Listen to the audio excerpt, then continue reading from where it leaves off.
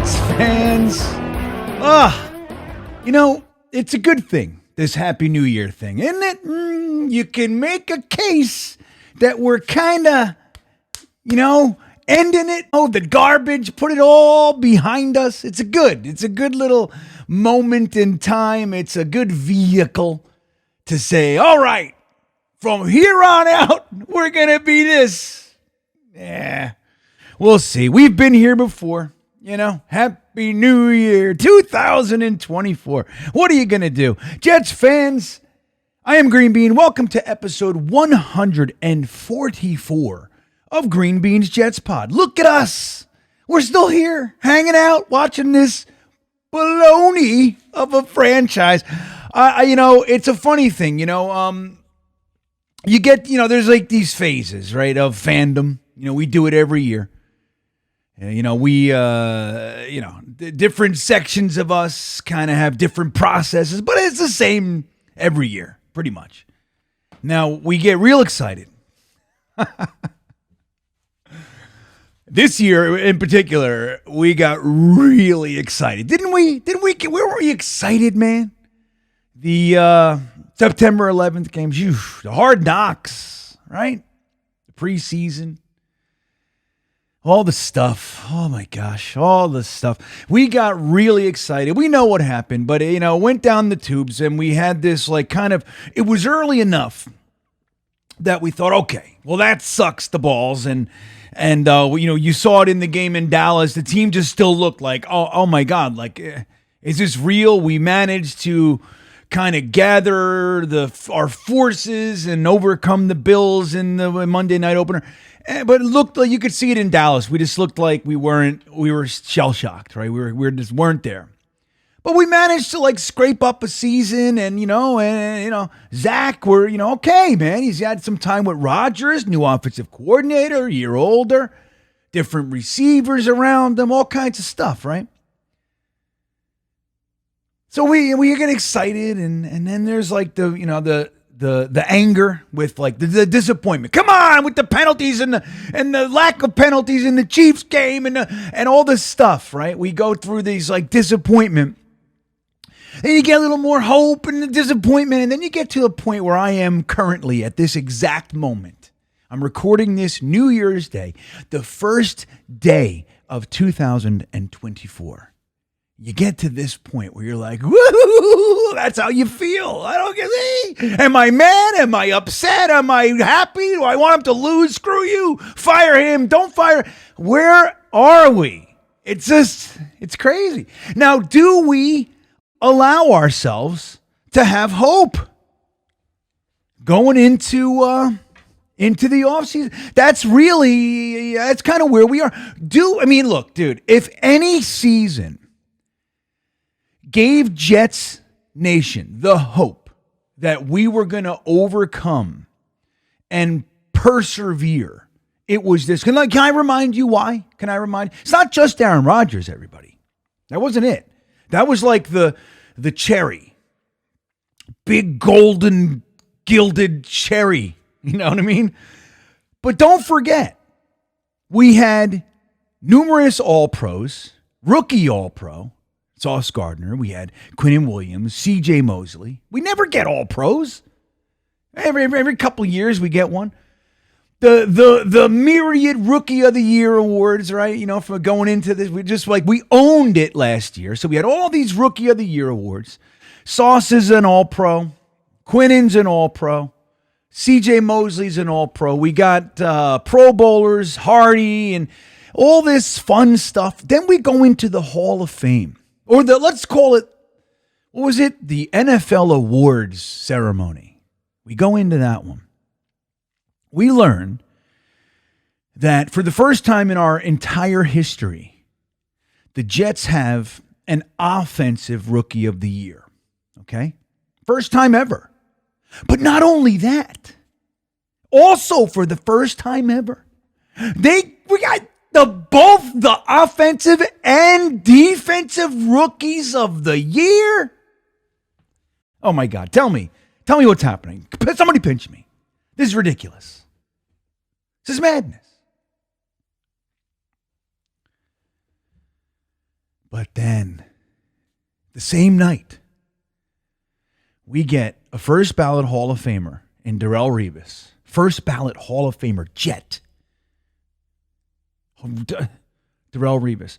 But on top of that, we get the guy we have been screaming about for decades gets into the Hall of Fame, Mr. Joe Klecko. Klecko, Revis, Sauce, G-Dubs. Then they give us the Hall of Fame game because of all the hoopla around the Jets. We're going to be the first game of the year. Then the schedule comes out. And we have 37 primetime games out of 17 games. I don't know how that happened. It seemed like the NFL, the entire world, finally agreed the Jets are poised and ready to take over the world. And we thought, oh my God, it's really happening. So do we hope? Do we dare? We have one more game of the season. And we'll talk a little bit about Flacco today. Talk a little bit about Zachy Poo, Trevor Siemian, right? Talk about offensive line, Joe Douglas, Robert Saleh. We'll talk about all this stuff. But what, do we have the gumption, the balls to hope for anything other than the bullshit that we get on a yearly basis? Do we? Do we dare? I don't know. I mean, I've been doing this a long time, as you guys know. You're evidenced by the fluff, right? The fluffy white face that I walk around this planet with these days. It turned gray or white, as it were, in the year 2012, right into 2013. Now, why would that be? Is it the Jets? Nah. I mean, they didn't help. Lots of other reasons, right? But it happened. So this is like my 10th year. I'm going into my 11th year with a fluffy white face. But I've been doing the Jets thing. This coming year will be my 42nd diehard Jets fan year. Again, I like to say, this man you see before you, father, husband, friend, uncle, godfather, this person is suffering because of the choice of a 10-year-old moron in Northeast New Jersey, one day in Belleville, New Jersey, to be exact, at the ground round, a 10-year-old decided, this is my team. This is my team. While watching that team throw 5 interceptions in the Mud Bowl, here I am because of that kid. I would punch that kid square in the chops if I could see him today. I'd be like, hey, what do you think you're doing? What do you think? I don't know. Aunt Gina. So I've been hoping and hoping. Browning Nagel, Kenny O, Ronnie Lott, Marvin Jones, Mo Lewis, Chad, Bill Parcells, Herm Edwards, Dennis Bird, John Abraham. Oh my gosh. Vinny T. Al Toon, Wesley Walker, Freeman McNeil, Mickey Schuler, Johnny Mitchell. Oh my gosh. Aaron Glenn, right? All the guys. Eric Mangini, Bruce Coslett, Curtis Martin, Kevin Mawai. And here we are. We have one more game in this putrid season of disappointment. Unnecessarily disappointing, by the way. Sure, once Aaron Rodgers went down, our playoff hopes were limited, trimmed off at the tip. Okay, maybe a little snippy at the tippy. But we could have, that was 4 plays, man. We could have done some stuff.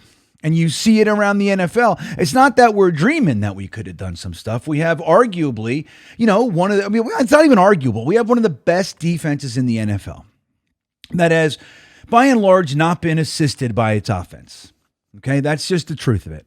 And some games they can hold it up the entire game, and some games they can't. They're playing other NFL teams. But the defense is stout, and the special teams have been killer. Morstead, Zerline, unbelievable. Hardy, Irv Charles, right? Gibson, hit or miss. He's a rook, undrafted free agent. You gotta expect that. They did it. They stuck him out there. What the hell do you want? But I think he's shown some ability, some talent, right? But by and large, the special teams are great too. And we have beef. We have some real meat on our offensive bone too. Garrett Wilson, Jeremy Ruckert, Breece Hall.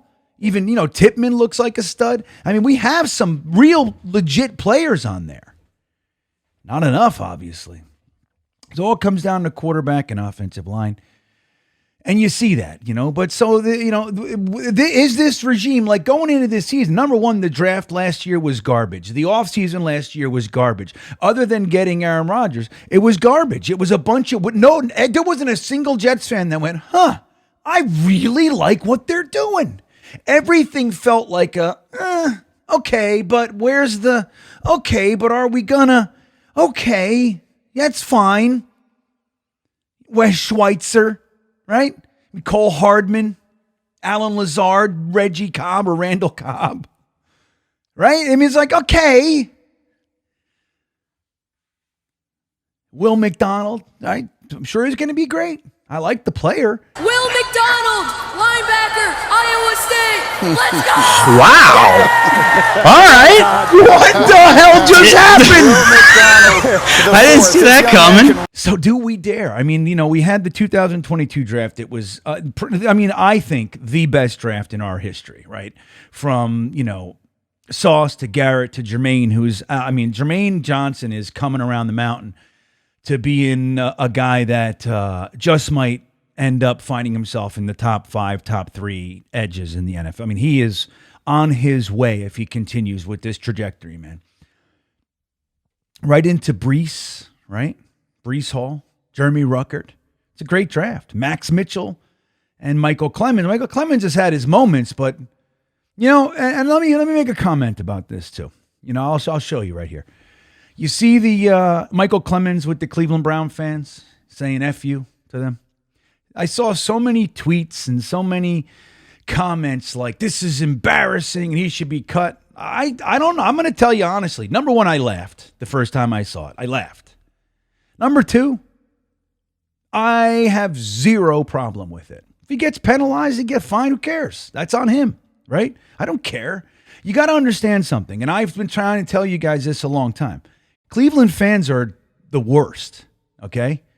They don't have the rep, I should say, that Philly has, but of course there's anomalies, not everybody. But overall, that fan base is gross, okay? I have run-ins with that. They are the worst, in my opinion. So the things they were probably saying, and you know what? Hey, screw you.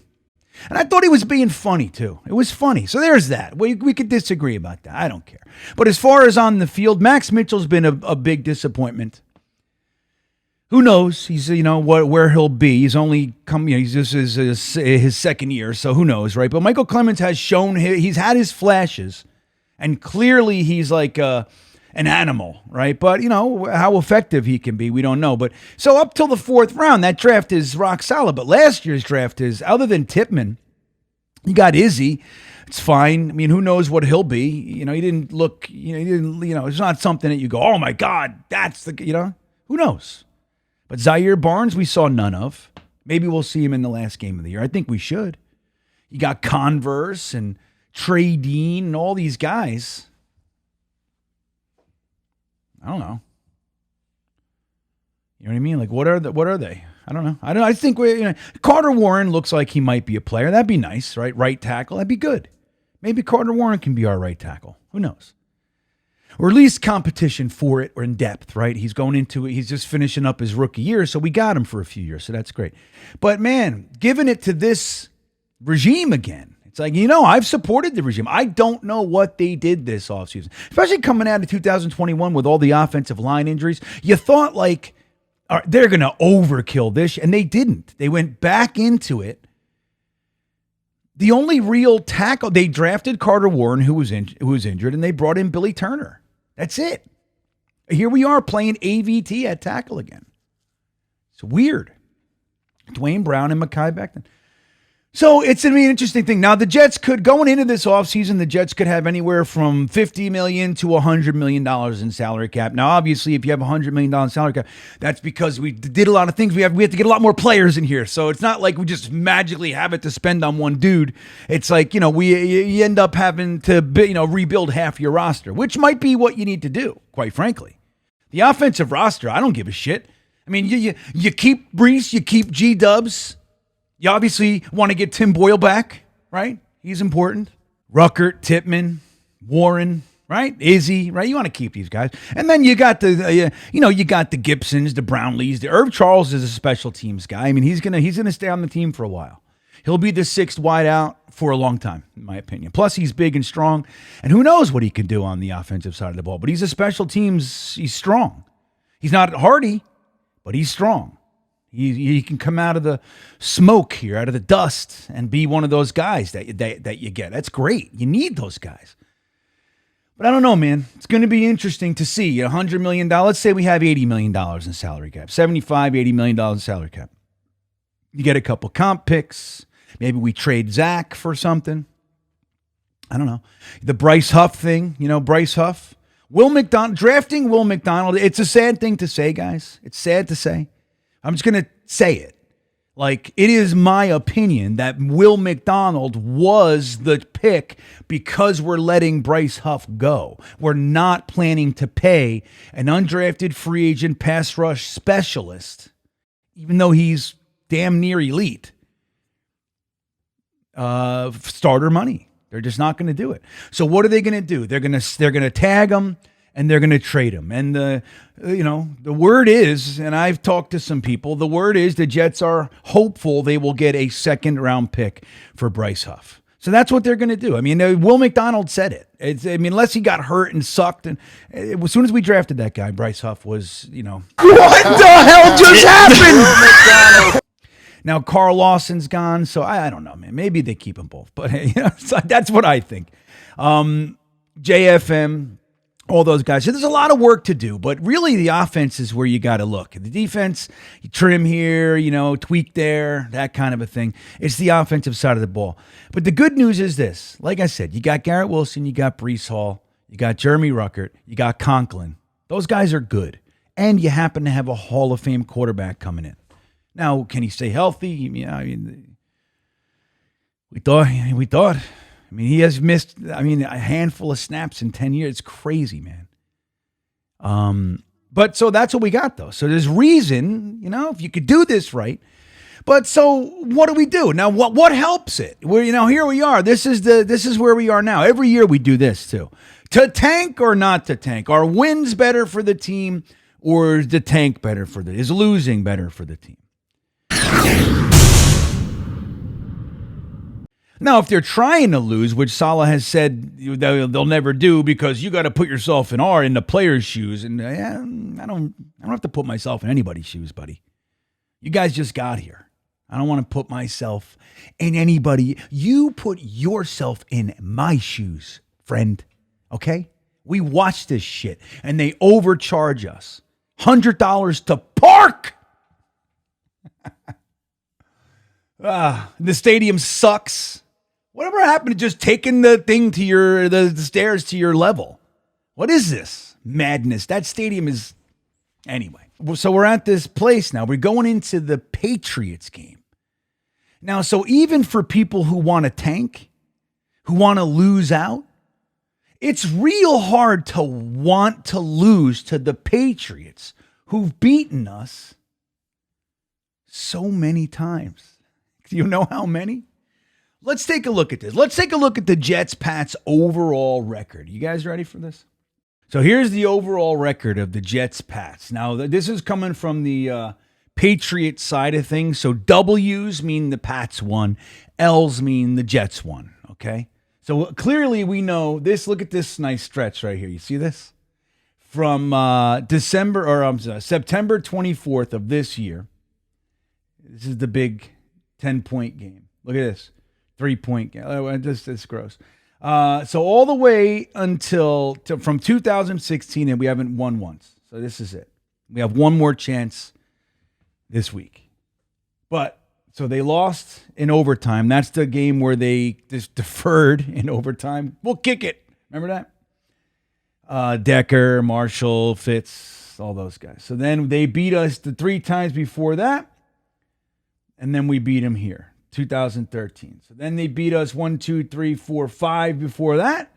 And then we beat them here. Now, this is the Rex Ryan era. So here we go. So they lost in this 2010, right?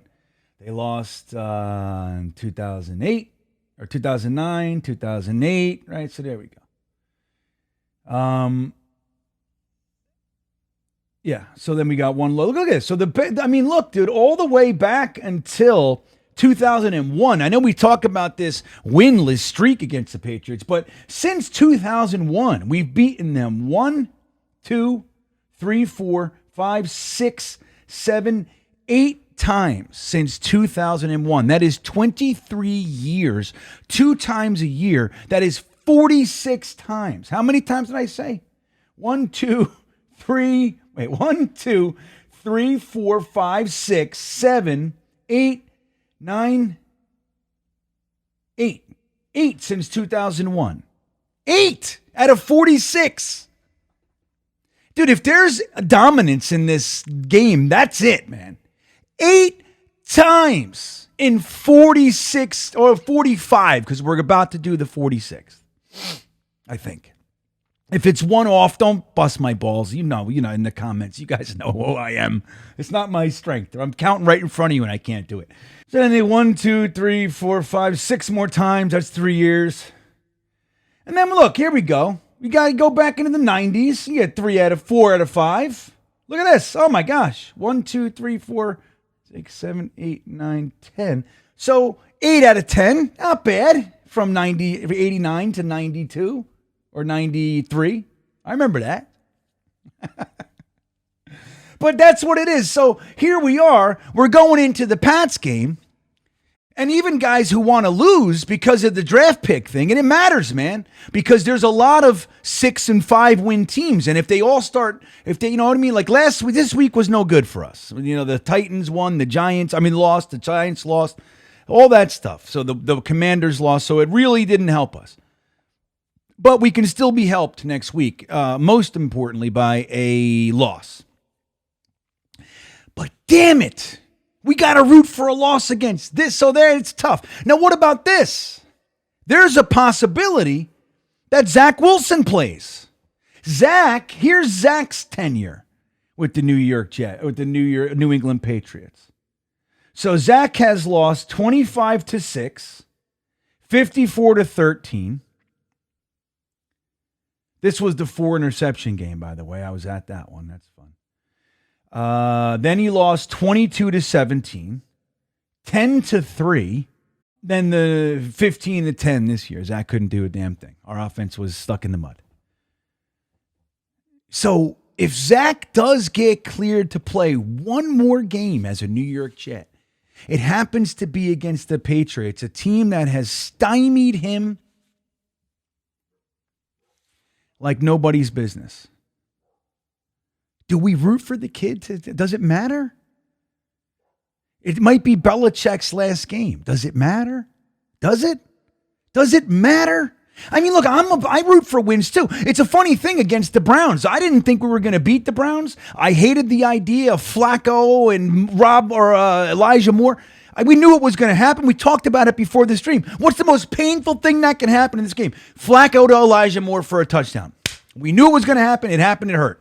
But even though I knew we weren't going to win and our season's for nothing, I was still pissed. I can't help it. I'm a Jets fan. And I don't like getting my face smeared in turds. You know, it's one thing to lose, but we lose with Flacco to Elijah Moore. That's what we do. Or CJ Mosley just not being able to cover a tight end for the entire first half. Like that kind of stuff. That's how we lose. Pick 6. Kickoff, return. Dude, we gave him that game. We could have beat him. That's the funny part about it. Trevor Siemian throws for 261. I'm going to share this with you. That only happened. That was the fourth time we hit that number all year. All year. Zach had the 3 bills in the Texan game. And then he had 263 2 games in a row. The Chargers and whoever, the Raiders. 263. The Raiders game was one thing. The Chargers 263 was garbage time. Baloney, right? We know that. But still, even including that, we haven't seen an offensive output like that, but 3 other times the whole year. Yardage-wise, completion-wise, passing. It's crazy. So, like, going into this game, it is definitely better for the long-term vision of this team to lose to the Patriots. Who cares? You want to beat them now? Like all the years that it meant something and we couldn't do it. Now Belichick's going to limp off into the sunset and they got just a terrible team and they want to lose to stay in the top 3 to get the quarterback they want. They already got bumped from 2 to 3 this week. They want in. They want to lose. And you take it? Like, do you take that bait? I don't know. It bothers the shit out of me, guys. Now, will I root? Probably. But I think I want to lose. And Zach Wilson, who's more than likely going to get traded, if he plays, do I want him to do this on his way out? I mean, what do we think? And this is what I'm talking about. The whole thing. It's just... we're twisted into pretzel-like knots every single year. Alt, Fashanu, Harrison. It's the most wonderful time of the year. That's what we're going to be doing. The draft, the off-season. You know it. So I don't know, guys. What do we do? Do you root for a victory? Do you want to see Garrett Wilson? You know, look, he got over 1,000 yards for the first time since Kesan Johnson 2 years in a row. I'm going to give you a little nugget that nobody's talking about. Kesan Johnson, after the last game of the year, that year, said, I got 2,000-yard seasons in a row. I don't know if Bill Parcells has ever had a wide receiver that got 2 consecutive 1,000-yard seasons. He said that in an interview right after the season. You remember what happened to Kesan that year? Remember what the Jets did? We traded him. Now, if you're going to get 2 first-round picks for a wide receiver, I think you do it. I don't think the trade was a stupid trade, but shit, man. Can't we have something nice? We got, I don't know what it was, which ones. We got the, Ellis, Abraham, Pennington. So it was, and Beck. I think it was like Ellis and Pennington. I think, maybe. Who knows? Oh, so the Jets received number 13 and number 27. So that was actually Anthony Becht. That was our 4th first-round pick. So, my argument then was, too, Kesan was the 1st overall pick.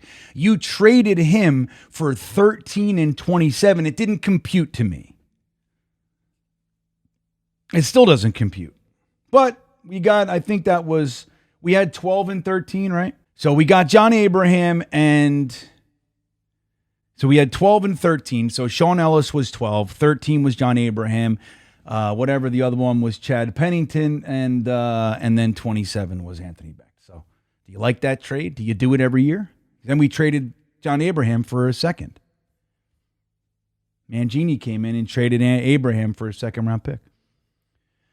Remember? Maybe it was a 1st. So forgive me. We traded Abraham for a 1st that we turned into Nick Mangold. Do you see it all? So I don't know. Kesan ended up being Nick Mangold. Can you do that? Is that what we do? But again, man, it's like we don't know how to just build and keep somebody and build with assets that we don't need to trade the one guy we built with. You know what I'm saying? It's crazy what we have to do here. So here we are, Garrett Wilson, 2nd wide receiver since Kesan the 1st since Kesan, to have 2 consecutive 1,000-yard seasons. Does that mean we're going to trade him? We're already talking about trading Zach and Huff. We traded Michael Carter, Elijah Moore. Like, you know what I mean? Like, what are we doing? I don't understand. So we go into this game, guys. I'm going to tell you right now. The Jets are going to win this game. They're going to win it. And they're going to be out of the top 10 in the draft. That's what they're going to do. And Robert Saleh is going to come to the podium all smiles, talk about a 7-win season and how the Jets really fought back. 3 of the last 5 games, they won. That's what he's going to say. Just prepare. Remember, a few weeks ago, 3-4 weeks ago, I said, prepare yourself for Joe Flacco to light us up. Just brace yourself. Remember, I said that. Brace yourselves. We play them in 2 weeks, and I'm just going to tell you, Joe Flacco is going to look like a Super Bowl quarterback. Brace yourselves. Brace yourselves. He's going to throw for 3+. He's going to throw for 2 or 3 or 4 touchdowns. It's just brace yourself. Joe Flacco is going to light us up. Now, the good news is the defense settled down. He had 296 yards in the first half. He had 13 in the second. So, I mean, there's the argument, well, Cleveland tightened it up. They weren't throwing the ball. Maybe. I don't think that's the case, though. I think the defense did what they did all season. They stiffened up in the second half. That's what they do. And it didn't get helped with a pick 6 and the special teams, the Izzy Abanikanda fumble on the fucking 10-yard line or whatever it was. So, I don't know. It's going to be rough. So here, guys, this is it. This is our last season. This is our last week. We watch it together, right? We come to the game stream. We watch it. So we do. We watch the shit. We're going to watch this game. And we're going to root for whatever we root for. And we're going to go into the offseason. We're going to settle down. We're going to knock off the rust. We're going to look at prospects and free agents and drafts and Senior Bowl and Combine. We're going to do all the stuff. We're going to get excited again. Aaron Rodgers is coming back. What will we do with the offensive line? And there it goes. And so continues the cycle of pain. Happy New Year, everybody. Be safe out there. I love you. We'll stay together through this baloney. With that all said, as always, go Jets.